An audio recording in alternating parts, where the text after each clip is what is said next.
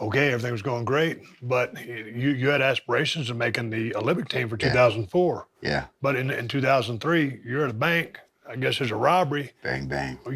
You blow out a wheel somehow. How does that go down? Yeah. Or just briefly recant that Yeah. for me. It was after like the World Team Trials, and I just moved up in weight class. So first I was at 187.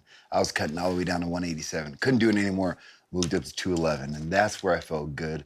Had a tournament, World Team Trials, and I took third. So I was like in the top 4 of the ladder in a new weight class, and I was ready. So next year was coming around. A couple months after that, I was going to the bank. I just went there to go deposit some money, do some bank stuff.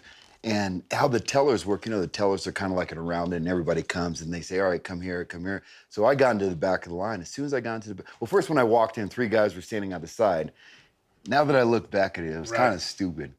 But I wouldn't think that this was gonna happen. They had like bandanas kind of on their neck. You wouldn't think that they're coming here robbing the bank. I look at these guys. Stuff happens on TV. Right. I come in, kind of give these guys a little nod. Hey, what's up? I go inside, I get some money out of the ATM, and then I go into the line. As soon as I get into the line, it's like bam, bam. And when I first heard it, all the ladies that were in the round part were facing the door. So they were like, screaming and dropping down. And I was like, oh, and I turned.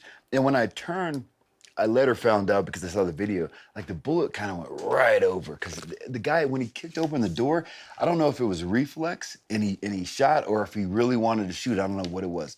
But they kicked open the door and he's going. And when he did that, I just took a dive down to the ground.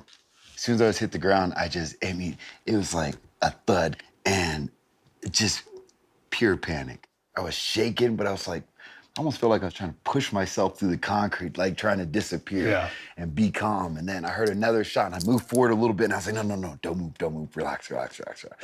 And then these guys went through and it was like my whole body was numb at the time. And I just kept thinking, you know what? This is not how this is supposed to end. I came from nothing. Yeah. And I put myself through college, joined the military, wrestling's going great. And I was like, there's no way I'm gonna get executed on the ground here, like laying down. That's all that was going through my mind the whole time. Those guys did their thing for a little while and then they ended up leaving. But I helped everyone up, and then when I later looked down, my knee was like as big as like a huge softball at the end of it. And I went in, had surgery. They had to remove my bursa sac, the fluid in your knee. Then they had to cut the back open because it drained back there, tore my meniscus, all kinds of stuff. Had that surgery. And then a couple months after that, I'd have another surgery because there was like an infection in there.